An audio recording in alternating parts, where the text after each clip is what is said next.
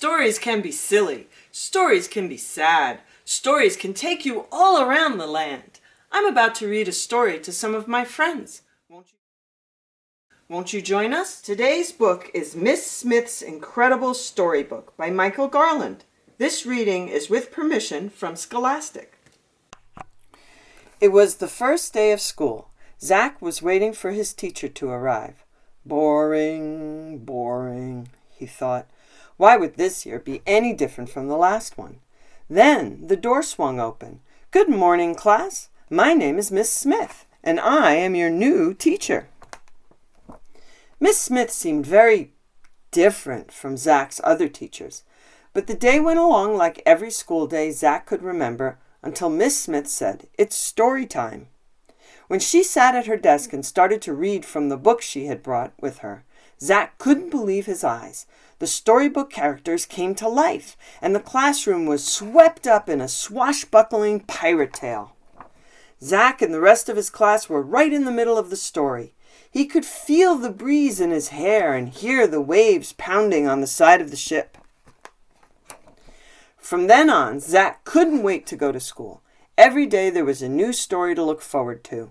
When Miss Smith finished reading, all the characters and adventure whooshed back into her book. On Friday, Principal Rittenrotten stood in front of the class instead of Miss Smith. "Miss Smith is stuck in traffic, so she has asked me to read to you until she arrives," he announced. Zach wondered what would happen next. Principal Rittenrotten started to read. Zach grinned when a princess leaped out of the book, followed closely by a fire-breathing dragon and a brave knight on his horse.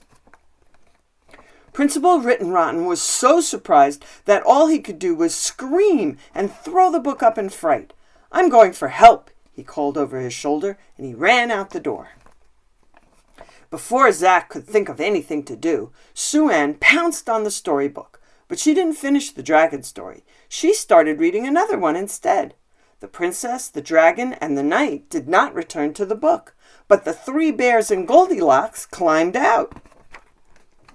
Freddie, the class clown, jumped out of his seat and tried to yank the book away. When Sue Ann let go, he tumbled backward and the book flew across the room. The whole class laughed. Billy caught the book and started reading from a new story. Zach shook his head in amazement when the Mad Hatter, the Cheshire Cat, and Alice popped out to join the others. As the book passed from kid to kid, one character after another flew out of the pages. The classroom was getting very crowded. "This is trouble," Zach said to himself. The chaos was beginning to spill out into the halls. "Why don't you finish the stories?" Zach pleaded, but no one was listening. Miss Smith brought her car to a screeching stop in front of the school. "Uh-oh, there seems to be a little problem," she said to herself as she raced inside. Meanwhile, Zach was shouting, "We have to finish the stories so the characters will go back into the book." But the storybook characters didn't want to go back. A tug of war began. Miss Smith appeared in the doorway. With one look, she let everyone know she meant business. Even the dragon was suddenly silent. Zach handed the book back to Miss Smith. She ruffled through the pages, adjusted her glasses, and started to read. The class sat spellbound as she finished each story in turn. With a swirl and a whoosh, one character after another disappeared into the book, until the classroom was quiet and tidy again. Principal Rittenrotten and a team of firefighters skidded to a halt at the door, just as Miss Smith closed her book. "May I help you, Principal Rittenrotten?" asked Miss Smith. But the principal couldn't seem to answer. He just stared at the quiet class with his mouth wide open. Miss Smith flashed a secret smile at her class.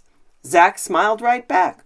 Who would ever have guessed that reading could be so much fun? Let's all get together for another story soon. Bye.